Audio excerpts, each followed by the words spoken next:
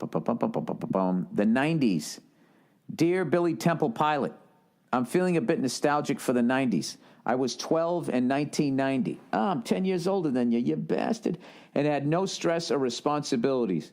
I get how that influences this, but it was a good time. I'm happy with technology now, and our society is more conscious of social issues, but everything is so loud now. Do you ever get nostalgic for the 90s? If so, what part of the 90s? Can you have your podcast guy use the Friends theme song for the Thursday podcast? That's a question mark there. Or anything awesome from the 90s? Thanks for reading this. If you do, life is pretty boring these days, and if I could use something to brighten my day as a pet store manager. All right, sir. Here's what's happening to you. Is you're slipping into your life and you don't like what's going on. So rather than fixing the now, you're going back in time. That's a temporary fix. Okay?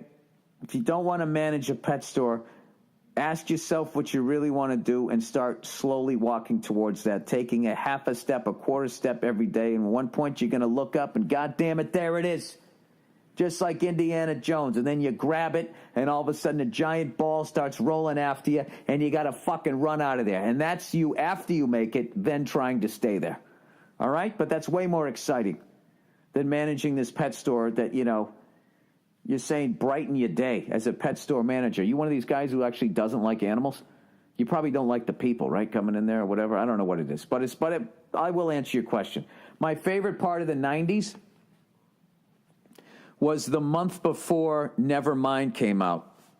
And I was listening to the Skid Row's Slave to the Grind, and I thought hair metal and all, not even hair metal, but metal was never going to end. Because that was, like, what you love was the end of my youth, because I was 22 in 1990. So that was the end of it for me. So, like, think about 2000 for you. You're getting out of college. All this new music's coming out. You're starting to not be able to, the next few years, you can't keep up with it. What the fuck are they listening to? And then that's what happens. And then you start driving around. But I'm not going to lie to you, dude. The shit that I still listen to, I try to listen to newer shit. Like, it's a new band to me, like Cold War Kids.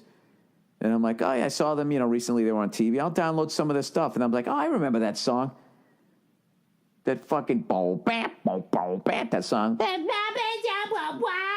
That fucking tune. The guy's singing really high voice, amazing voice. And I was looking at that. It's like that fucking album came out 2006 or something. So I'm way behind the curve, but I try to stay up on. All right, you want to hear something embarrassing? I'm going to fucking tell you all my latest downloads. I downloaded Dreamweaver by Gary Wright. That album, tremendously fucking underrated album. All right, because everybody thinks of they think of that song, woo woo woo, Dreamweaver, right? And everybody laughs at that song. They use it in these ironic hipster fucking ways. I got to tell you, man, that fucking album is the shit. And there's definitely some poppy shit on there, but all these years of me talking about loving to play drums and all this stuff, why did nobody tell me about Andy Newmark? Jesus Christ, that guy's one of the best fucking drummers I've ever heard. He plays on this album. And, you don't have to get it for fucking Dreamweaver or any of that shit, but like Love Is Alive. For the longest time, I thought that sounded like Clapton to me singing, or maybe like one of those Steve Winwood bands. Just listen to how tasty the fucking drums are. And I'll actually post a video this week of him fucking playing with like Rod Stewart and these guys just fucking wailing. All right, so I downloaded that. Then I downloaded Cold War Kids, Robbers, and Cowards. I'm downloading the new Queens of the Stone Age today. And then oh, Jesus. Well, in defense of me, I lost a lot of my music when I dropped my last phone into the toilet.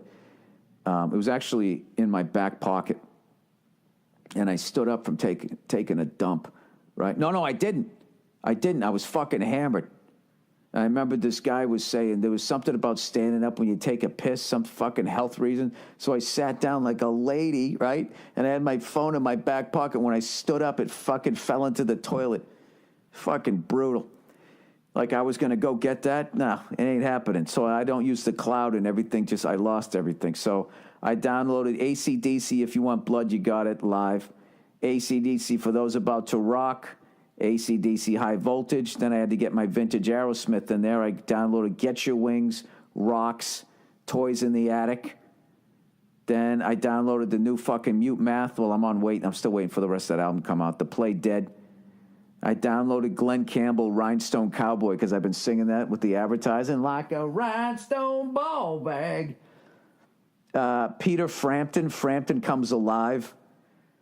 Alt J, This Is All Yours. Marvin Gaye, Sexual Healing. Download. What a fucking tremendous song that is. The new Royal Blood album. Anthony Hamilton. Then I downloaded like 3 Prince albums. No, 2 of them. Sign of the Times.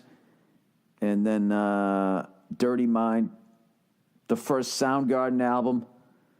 The Prince album For You. Then a Dave Brubeck live at Carnegie Hall. Then a bunch of Miles Davis. That's what I've done in the last couple of months. Steaming with Miles, working with Miles, round about midnight, relaxing with Miles, cooking with Miles. And there you go. That's what the fuck I've been downloading. What else do I got here? Wayne Shorter. The Idiot King, Attention Deficit. I think that's a... Oh, that's what's his face. Tim Alexander on drums on that. The Brown Album. Bad Motor Finger. Temple of the Dog. Oh, that was right when Chris Cornell died. I had to get all that fucking music back on my phone. John Coltrane, Sonny Rollins, Tesla, Skid Row, there you go. Marilyn Manson, Primus. Animals Should Not Act Like People, Pork Soda, and Sailing the Seas of Cheese. You know what? DeRosa just sent me a new fucking, their latest fucking track. It's the shit. I absolutely loved it. Primus has a new one coming out. What the fuck is it called? Let me see here. Where is it? In my phone. All right, what do I have him underneath? You know, everybody says Joe has no shoulders. That's not true. He lacks the meat that is between your neck and your shoulders. Basically, his trapezius. He was born without it. All right, Primus, The 7. Check that out this week. All right, enough with this old man telling you the music that he likes. Let's get back to your young people questions here, shall we? So, yeah, when grunge came in, I didn't like the first, like, when Pearl Jam first came out, Nirvana first came out, I didn't like those bands because they knocked all my bands off the top 10. You know? I was like, this isn't a good band. What about Britney Fox? What about Winger, man? What about Warrant? And yeah, I listened. I didn't necessarily buy all those albums, but I didn't think any of that was bad music. I was young. I didn't fucking know any better. You know, at least those guys could fucking play. And these cunts today with a fucking laptop and a goddamn Christmas tree in their head. So it took me a long time to admit that Nirvana, Pearl Jam were great bands, but like Soundgarden and fucking Alice in Chains had like fucking that anger in there.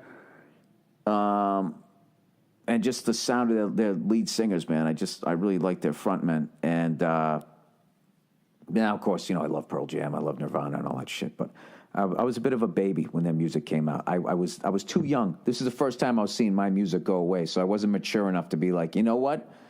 You know, I have to accept that, you know, my time has come and gone, and that this is what the fucking music is now, and I should listen to it. It took me a good 20 years to be able to do that.